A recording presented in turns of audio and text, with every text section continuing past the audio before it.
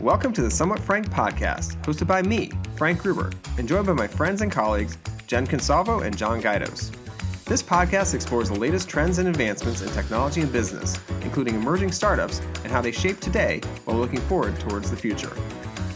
We also enjoy testing new gadgets and products and sharing our findings too, along with our favorite pop culture picks like music, books, and what we're streaming. This podcast is produced in collaboration with our company, Established. Ready to dive in? Time to be somewhat frank. Welcome to the Somewhat Frank podcast. I'm Frank Gruber, your host. I'm joined today by John Guidos, Jen Consalvo, and Simon Kahan. Welcome you all. Let's start with John. What's going on? What's new? Hey, Frank. Just coming off a big weekend, Penn State-Purdue game, which is people that know, the people that are close to me know that those are my two favorite teams. So we had a big tailgate this past. Close matchup. It was a really close matchup, that game. No, it was a terrible matchup. Penn State's really good this year. Purdue is really bad. So we had a huge tailgate. It was a lot of fun. Good to see some people I hadn't seen in years. And it was a little bit chilly out there, but all in all, good weekend. It was a lot of work, a lot more than I anticipated. So thanks to my parents and my lovely wife for helping out because definitely needed it. Didn't realize how much work was going to go into that tailgate, but a lot of fun either way. Awesome. Looked like Ross Aids was actually there were more. Felt like there were more people outside than inside that game, and yeah, Purdue is just not good this year at football. Unfortunately, it's kind of sad. But go Penn State, I guess. What are they now? 9-1, something like that. Yeah, they have one loss to Ohio State, and they're probably going to be going on to the playoffs. So yeah, I personally think they're a little overrated, but they have some really good players. Their quarterback's good, their tight end's excellent, and but yeah, it was a cold one out there. Secretly pulling for Indiana too, just because they're like doing fantastic and they don't usually do fantastic. So Indiana's like what, 10-0, something like that, 9-0. Yeah, they're undefeated right now, but they play Ohio State this week. But they just signed their coach to an 8-year deal, something ridiculous, which is definitely not something that IU does regularly for their football program. So right, and I'm sure people are going to ask me for saying that I'm pulling for IU, even though I went to Purdue, but like. It's still the Big Ten, and we had a great time going to visit IU all the time. So I can pull for Indiana, All right, we've beat up on them for long enough, so they can have their 1 year in right. The sunlight. We used to do that old Oaken Bucket, right? We used to go and do that football game when we used to go down there to Indiana. So it was a lot of fun.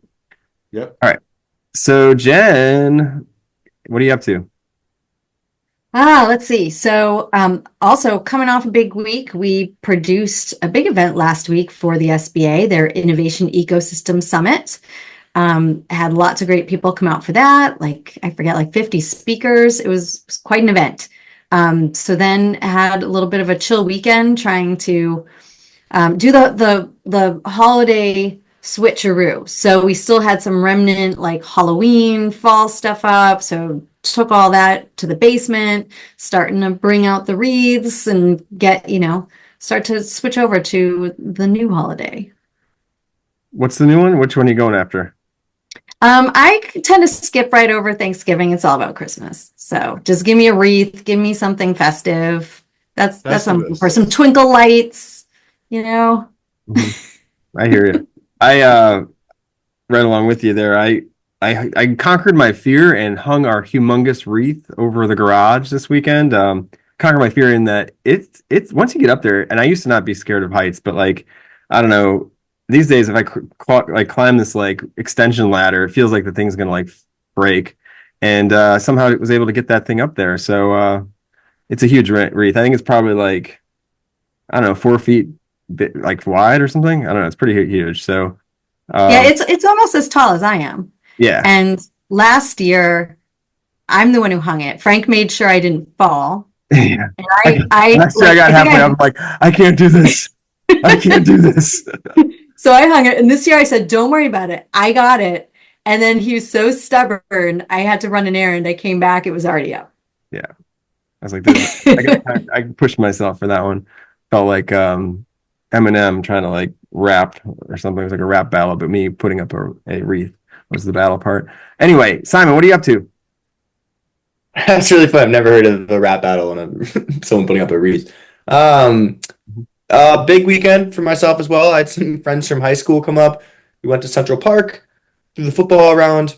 It's really hard to throw a football. I've never been very good at it. And like my hand, I don't know. Hypothetically, I should be able to throw it. Anyways, can't throw a football. Some wayward child was in my kind of zone, and I almost hit him. And the dad came over and was really mad. So that was like the least cool 30-second span of my life. But it's been great, and it's getting a little colder here in Brooklyn. And waiting for snow. Wow. So you got to be careful with kids at the park with the football toss. Yeah, he was asking for. Yeah.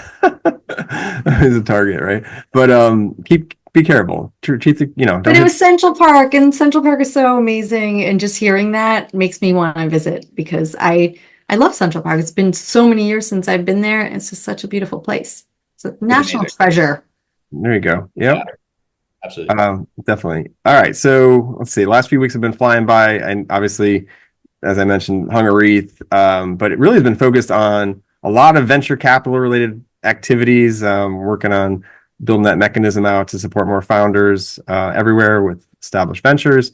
But also, here it's we had a great conversation. I had a great conversation with Rachel Holt, who is a venture capitalist that spun out of when she left Uber. She started her own firm with Dana Grayson, and so I had a conversation with her about Construct Capital, and that's over on the Startup of the Year podcast, episode I think 131, something like that. We're getting up there, and so check that out. It's a really great conversation. Talks a lot about the things she learned from Uber, and some of the stories were really interesting. So definitely worth a listen or watch if you want to watch us in color on YouTube, because we're out there too on the YouTube.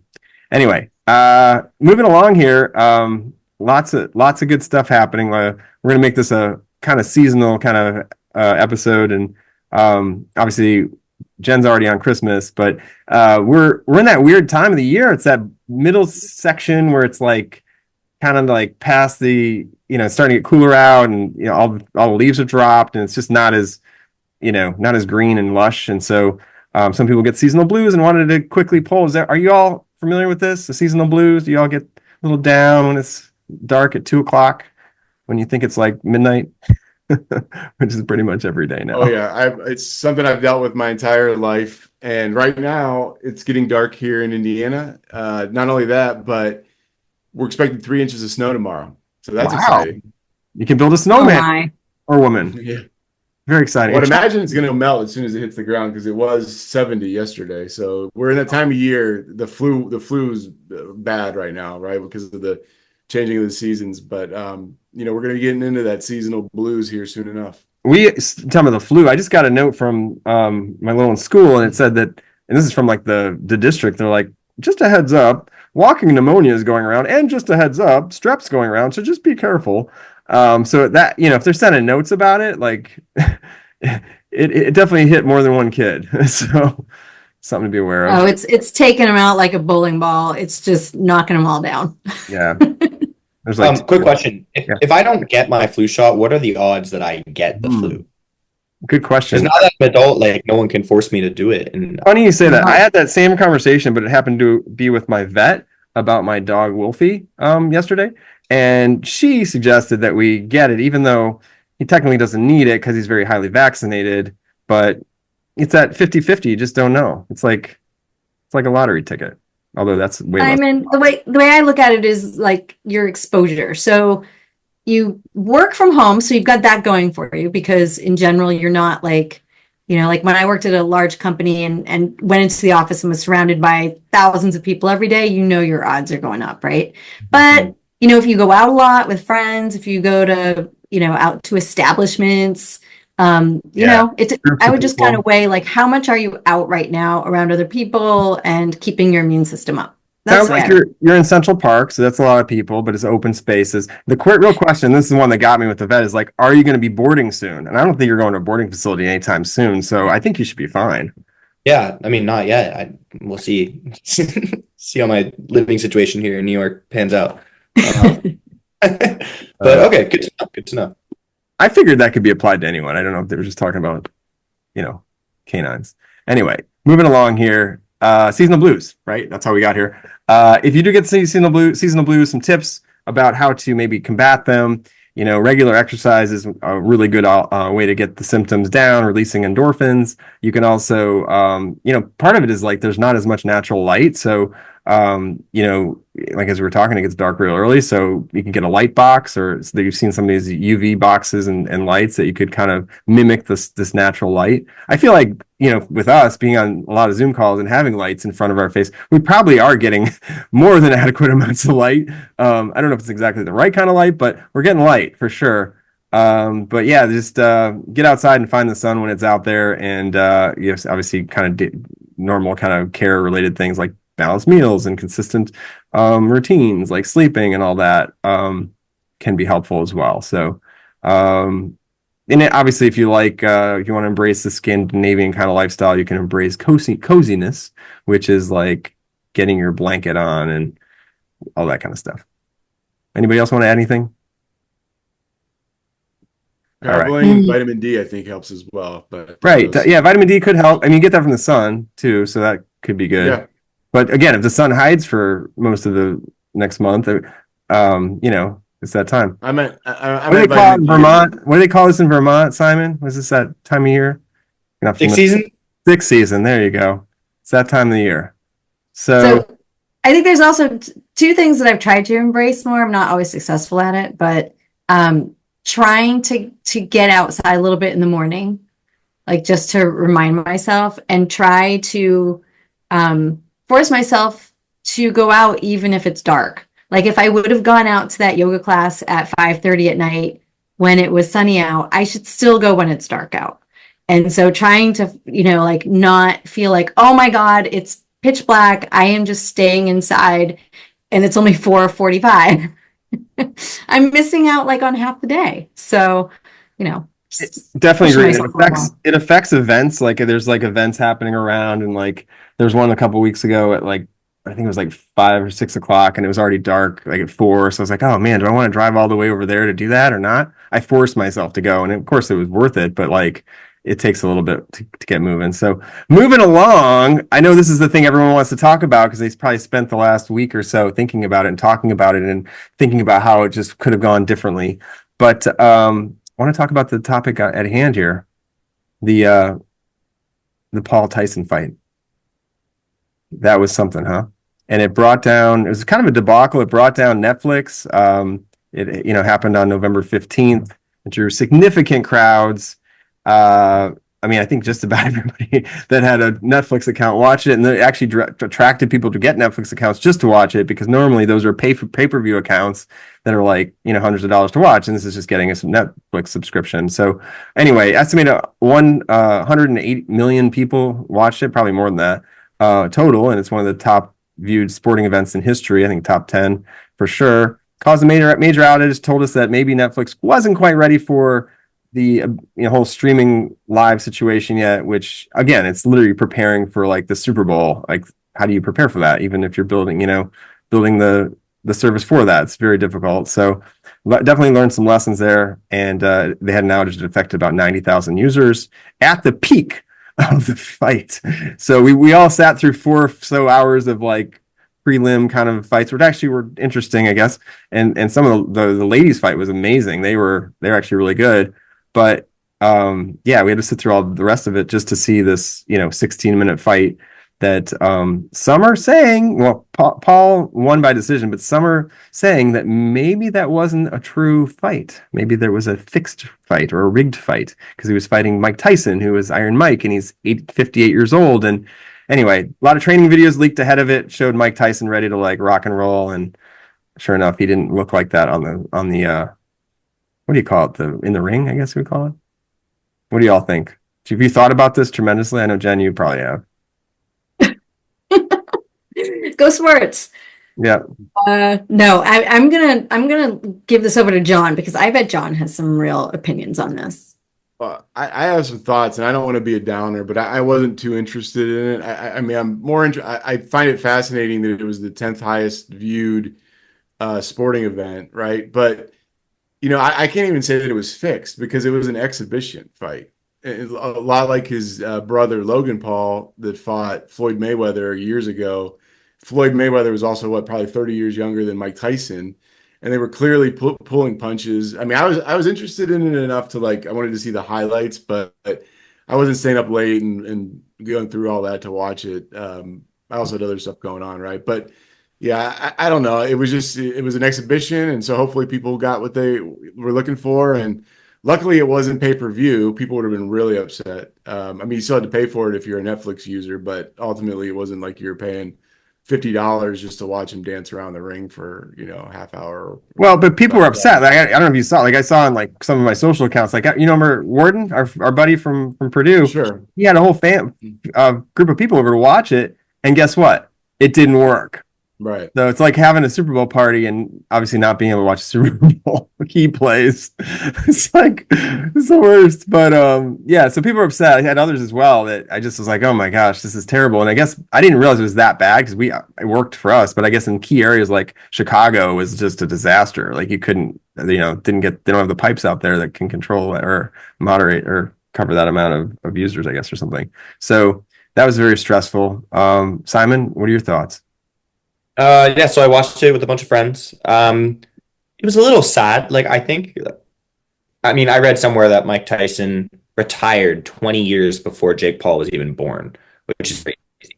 And it was just sort of like elder abuse. It felt really like, I don't know. I felt a little bad near the end. Well, I don't think that was Iron Mike fighting. I literally think every time he bit his someone come out. This is not. It's been talked about on the internet a lot. I think he got paid to just kind of just scrimmage, like not fight, and probably in his contract it said something like don't knock me out because he's trying to push ahead because at the end of the day, he still made $20 million to show up and be there for 16 minutes, and he's 58 years old, and he used to make like less than that to like win championships, and he was unbelievable when he was at his peak. So I don't buy that he was actually fighting up to his capacity. I almost saw every time he kind of went for a jab or whatever, he held back on purpose, which if you look at some of those reels, you're like, man, he would have crushed him. So I don't know. Yeah. I think it's entertainment. Obviously, everyone got their money. Jake Paul got $40 million for doing it and set it up. So everyone kind of wins in that situation. The people that lose, unfortunately, put people that bet on it and the people that tried to watch it because I was up till 1 a.m. and did not plan to be watching this thing that, yes, it was interesting, but probably could have watched the next day. So anyway, all right. Let's move along here to something a little bit more hearty. Bitcoin. now we have a new administration. Bitcoin is surging because of the fact that the policies might be more supportive of these digital assets. And so all I can think of is, oh my gosh, flashback to when we were literally talking about crypto and JPEGs and selling Giphies all day long. So, John, you ready to go back to that? Maybe they're going to bring back what was the name of that thing we used to do? We used to do that thing we used to jump on those calls. What is it called? We were just talking about it. Simon, Clubhouse. Clubhouse. We're going to bring out Clubhouse and talk about Giphies all day. I think it's kind of I'm having like nostalgia moments here, and maybe that's part of it. But well, John, if you buy some Bitcoin, it'll probably drop. So maybe. Yeah, I've tested the waters with Ethereum and Bitcoin over the years, and immediately every time I've bought, it's dropped. So I mean, significantly, and then I wait for it to get back up. I sell it, and then it goes skyrocketing. Well, it's gone up 35% since November 5th's election, and it's up to nearly 95,000 per. Yeah, 95,000 per Bitcoin. So we own some Bitcoin. Well, we've been sitting on it. I'm sure it's worth more. So yeah, I have some friends that definitely lean the other way politically, but they own a lot of Bitcoin, so they're very mixed emotions about it. But now they're making significant money, right? With their digital assets. So nice. I mean, there must be an inevitable conflict of interest between Dogecoin and Elon Musk, like being kind of like a quasi government official, right? Like that can't possibly go through. Well, it seems like it. No, I feel like everything's kind of interesting right now. So yeah, the Doge. I bought Doge when he started talking about it. When was that? Like 2 or 3 years ago? It's like it's gonna blow up. It did nothing for like 2 years, and then all of a sudden, it's been surging every day. And it's instead of being worth like pennies, it's worth like $70. So I'm almost rich, I guess. Well, on my just dinner. remember, time will tell, right? Like it is, The old adage. unless you're actually trying to time the market, which is never a good idea. Just, hold for the long term, Yeah, and but hold on we'll that see how it Doge. goes. The Doge is going to hold. But it is I funny do. I that organization, the group, the efficiency group, Doge, as a kind of a, I guess, a promotion around that coin. It's kind of ridiculous, but funny. I do have a funny story that my wife uses Robinhood, and she's Mhm. been trading so much the past week or so that she got flagged as a day trader, and she's not allowed to. She's now limited. I didn't even realize they did this, but now she's limited to how many trades she can do per day because she was trading so much. Wow, Not in Bitcoin, but in other in the stock market. that's interesting. But that was kind of funny. I'm curious if she's making bank there because there is some really fascinating new art that's been circulating. It was up for auction recently by a recent comedian, artwork called Comedian, I think it's called, right? Is that right? The artwork itself is called Comedian. Yeah, that's what I thought. It's called Comedian. And it's basically, if you haven't seen this, it's a picture, or it's basically a real banana duct taped to the wall, and it was, auctioned at Sotheby's in New York for an estimated auction price is going to be 1 million to 1.5 million dollars for a banana on the wall. So maybe she could buy the banana. I don't know. I mean, that's got to be money laundering. Is that money laundering? I refuse to believe that that's someone smarter than me is going to tell me that's art, but that it seems a little crazy to me. Well, it just brings up a ton of questions, and it reminds me of the cryptocurrency situation too, a little bit. Like we're buying Giphies again or whatever. Um, anyway, so yeah, this basically a buyer will receive a duct tape banana, a certificate of authenticity, and installation instructions. Well, I can't imagine what that says. Peel off and stick to a wall. I don't know. Anyway, the artwork debuted at Art Basel in Miami in 2019, selling for $120,000. So initially it was $120,000, sparking debates about the nature and value of the art. And then a performing artist named David Donta gained attention by eating the banana during an initial display. So could you imagine someone showed up and ate the banana, and then it was replaced, and another person actually did that as well when it was on display in Seoul. So, yeah, things are getting weird, but it's I art. just want to know, like, is it treated or something so it will last? Yeah, we can't Or keep a banana more than a week in our house. right? I mean, the fruit flies alone. Yeah, So kind of gross. what's going to And happen here? How do you say it? Maurizio Cattelan? Is that right? Maurizio, Maurizio Cattelan? How would you say that? Maurizio Cattelan. I don't Catalan. know. Okay, there you go. That's the artist that made this banana duct tape work. So groundbreaking stuff. You go, Maurizio. You just capture the moment with a She's not banana. making a move, man. That's pretty cool. Speaking of fruits, have you guys ever had a pawpaw? I No. have, yes. Okay, so I've never had a pawpaw. So 2 out of 4, is that right? Have had a pawpaw? Yeah. Sounds like it. All right. Well, the pawpaw is a fruit native to North America. It's basically had renewed interest recently. There's an article about it recently, and it caught my attention because I'd never had one. And apparently, it's a mix between like a mango, and I was thinking about this because of the banana, a mango, a banana, and a melon. And it was a staple to North Americans who really loved it. And I guess something happened, and it just kind of got overlooked. And the poor pawpaw kind of went away. And so now it's having a resurgence. And due to rising temperatures, thanks to climate change and things of that nature, you're starting to see more orchards in America bring back the pawpaw. So if you ever see one at the grocery store, you might have to grab one. I don't even know what shape it's in. Geez, what does the pawpaw look like? I'll have to pull that up. It looks like I don't know. I think it tasted like a mango when I tried it, but it's kind of like a kiwi, maybe a little bit bigger than a kiwi. Okay, so it's not shaped like a And you banana. slice it open, it's got a yellow interior and some seeds in it, or like a yellow orange Is interior it with that some kiwi kind of seeds. texture as well? No, no, no, Okay. no. All right, we're going deep on fruit today. All right, moving Well, along. so they grow as far north as Maine, so they have them locally. But the issue I discovered when I tried to get one is that they harvest them within a really short window of like 2 to 3 weeks, and you really need to eat them fresh. Hmm. So they're really hard to get. unless you just go out for like like the jam or something. Yeah, you get the So jam. we got to get ahead of it for next year's Yeah, harvest season. and definitely don't tape that with duct tape to the wall because obviously not going to work. All right, moving along here. We've got, I don't know if you, this was a couple weeks ago, but it's still interesting. There was a New York Times writer that basically used AI to make all their decisions. We haven't talked about AI today very much, so might as well kind of talk about it real quick. And did that for like a week, and they had this AI handled over this ChatGPT, right? So it handled over like 100 different tasks, decisions, including meal planning, exercise, scheduling, outfit selection, and family activities, bring up the writers so they could do many other routines that they don't normally do, and also giving them a friend because you can now talk to your ChatGPT. So anyway, it was an interesting article. Obviously, some challenges around authenticity around some of the messaging and maybe some ethical concerns and maybe some weird interactions with family members around some of the things it asked it to do and things. But yeah, we're getting there, man. It's going to be us and AI just hanging out. What do y'all think about this?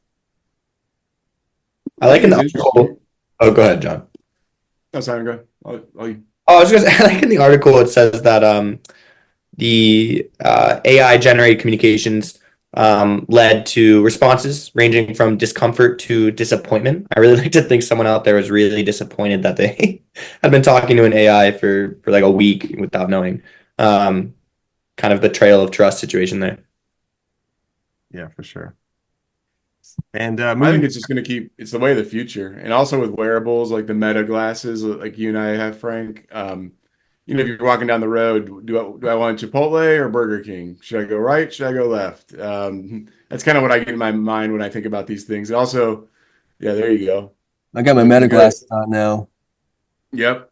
But I They, also think about George Costanza from Seinfeld and how he yeah. used to, he did everything opposite of what he initially thought he should. Hmm. And so it's kind of like, consciously convincing yourself to do one way versus the other for your own benefit. So, um, which when I was studying for the bar exam, if there was ever a question that I didn't know the answer to on its face, I always knew to pick the opposite of what I was absolutely certain the answer was, And that and it worked out. works. Yeah. Yeah, because it inherent that question inherently has a trick answer to it, or so it's like Gotta a trick you. it's they're asking about the exception rather than the actual subject. So Hmm. Pattern recognition similar type of there. thing. Good job. Yep, It worked. it worked. How'd you do? Did you pass? You I must did have pass, Simon. with flying colors. They don't tell you. Once you Oh, really? if you It's pass if you pass, they don't tell you how you did. If you fail, they tell you how you did. So Hmm. got yeah. it. So who knows? I could have gotten them all right, or I could have gotten them, just one more than I needed to pass. So Yeah. The same thing happened to me in my driver's test. Like when you get your driver's license, I failed. I got only one question that I needed correct, and it like saved me from embarrassingly not getting my license. Same thing as the bar, sort of. Yep. yes, exactly. And speaking of AI, uh, let's move on to our next thing, which item that really has to do with AI and being used for really important things like understanding what pigs are saying. And I'm not making this up. Researchers in Europe have just developed this AI algorithm to decode emotional expressions in pig sounds, aiming to improve animal welfare, which is obviously important. So, pretty cool. They can understand their grunts and their squeals and all that. And I guess I would love to do that with my two canines that I mentioned earlier. One of them, just to know what they're doing. But yeah, they're able to like kind of understand that short grunts typically indicate positive emotions, while squeals or high frequency sounds are more like signs of stress. So interesting stuff. Using this stuff for animal welfare and obviously just in the farming industry is obviously a unique use case, and thought it was worth bringing up as we continue to see different ways that Now AI is being used. I've seen an app advertised on Instagram where you can get a collar for your pet, your dog or cat, and you can understand what they're saying to some extent. So it sounds like they're both in the same vein. I don't know how real those are or not. It sounds pretty far-fetched to me, but this article that we're talking about, seems to be have a lot more science behind it. I wonder why they chose pigs of all animals. That's a I think great pigs are question. very smart, actually. I think they're on the same level as dogs in terms of general intelligence or something like that. Huh. I guess maybe because pigs are, their communication is context dependent, right? Like they know, like there's variances. They can kind of tell the difference, and they're looking for something like that. But I could be, you could be right. I could be totally wrong. I would love to see it go the more direction of like what, you remember the movie Up, the Pixar movie where the dogs get the collars and they talk to each other? That would be pretty Oh sweet. yeah. I think Uh, it would be kind of messed up if you could talk to your dog, actually. I don't know if we would like it. Like I think well, the cool thing about having a dog is they can't say anything bad about you or leave you. I would love Good last night point. was a great example of how I would loved it. Last night I was all of a sudden out of nowhere one of our dogs was shaking uncontrollably and I had to run them to the vet and I was there for like 3 hours till about midnight and I would have loved to ask him what is going on? What is wrong with you tonight? Why are you shaking? Turns out he has anxiety. Not even We kidding. thought he was poisoned. We Oh, thought he ate grapes or maybe got into chocolate or because he's like he eats anything you get in front of him and he sometimes just finds stuff because our other little one just may have put it in her fort or something.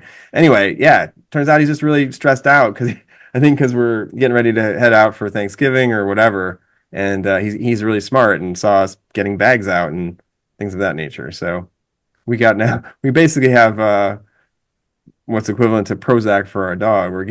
Trying to chill him out a little bit. So poor honeybee. This gets a little stressed out. But anyway, good stuff there. Yeah, so anyway, dogs would be good. It'd be helpful in that situation to know what's going on. All right. Switching gears, we're almost at the end here. This is something that's kind of caught my attention because there's such a rise right now in women's sports. Some, Caitlin Clark and others have been blazing trails for a while with like the WNBA and with the Olympics, and some of that has really helped shape women's sports and folks like Serena Williams and others. Anyway, Whoopi Goldberg is looking to change the way that women's sports are viewed by creating and launching a new network. And it's focused on, yes, that's true, 100% focused, All Women's Sports Network. It's actually called the All Women's Sports Network, AWSN. So that'll be launching globally and it's exclusively dedicated to live women's sports. So the ESPN of women's sports, go Whoopi. That's pretty awesome. And I think she's way ahead. She's like right on the edge of this explosion that's going to happen with women's sports because you're seeing such a rise in it already. So Go sports. No, I'm very excited about this. I actually am. I think it's fantastic. And it's going to open doors for a lot of people. We're going to see lots of amazing storytelling and learning about all kinds of women athletes. Um, yeah, I think this is all good. And I think in related news, just like hopefully we see more of these stories, but Michelle Kang, the owner of the Washington Spirit soccer team, just pledged 30 million to girls and women's sports programs in US soccer. So I feel like as we start to see, the network, more money going in, more focus around team ownership, I think this is just poised for a whole new generation of women athletes in incredible sports. So yeah, and you're seeing others like Alexis Ohanian's involved in women's soccer. Tom Brady, I think he owns like one of the WNBA teams. You're seeing a lot more male athletes getting involved in supporting these teams. And then, it's not just women's sports, and this is why I thought it was interesting. Is like women's venture capital, women's startups. Like yeah. women's startups still only get Well, 3% of the venture capital out there if they're raising, which is absurdly low. and And as women make more money in each of these areas, right? Like as the athletes themselves make more money, then we'll see more women's teams, ownership by women. And it's a cycle, right? Tom Brady can buy teams because he got paid a tremendous amount of money as an athlete. So hopefully we see that as a really nice cycle in the future. yeah, and I think he's making more money as a broadcaster now than he did his entire career. I could be wrong and double check and facts check that, but um, and obviously in endorsements. But um, yeah, totally 100% agree. So, and obviously Caitlin Clark making huge money in both more on the endorsement side than on the, league side. But yeah, definitely interesting. It should raise the profile, get more of those opportunities, and obviously it's going to increase the amount of of money kind of going that direction in sports. Let's hope it also impacts other areas as well. Like I was mentioning earlier, an area that we're very involved in the startup scene, and that's what we're kind of looking at as far as some of the investments and stuff we look at when we find companies. So, all right, moving along to watching, and then our final thought. Johnny, good times. Johnny, you want to talk about something you've been watching on the interwebs? Not the fight, obviously. Yeah, well, we've been watching this new show on Hulu with starring Caitlin Olsen. I was gonna say Caitlin Clark, but it's called High Potential. Mhm. It's really it's kind of cute, and it's a little dramatic at times as well. But it's about Caitlin Olsen, who I think she's hilarious from her other shows. Number one being It's Always Sunny in Philadelphia, right? But she plays a cleaning woman that works in a she's a very high IQ. She works in a police office or police station, and then they come to work every day, and she's like basically solving all the crimes for them and wondering who does it. And turns out it's her, and so they hire her as a consultant, and it's a really good show. And definitely highly suggest y'all check it out. Get a chance. I've been watching a lot more Saturday Night Live lately. They've been actually doing pretty funny skits and had some good artists and stuff on. And they did a skit on that kind of mix between that and like Good Will Hunting recently, where it was Oh, like the really? janitor solved this like really tough problem. Anyway, it was kind of it reminded me of that because I'd heard about that show and I was like, oh, I wonder if that's what their inspiration was, but maybe. So another skit you can go watch if you want to on like all the channels that they drop those little shorts on. All right, we'll check that out. So it's on Hulu. And Jen, nobody wants this. Is that what you said? Nobody wants this. No, no. Who wants it? You want it. Talk about it. What is it? Nobody wants this. On Netflix, Kristen Bell, Adam Brody, and an amazing cast of characters. And it's about an agnostic sex podcaster and a newly single rabbi who fall in love.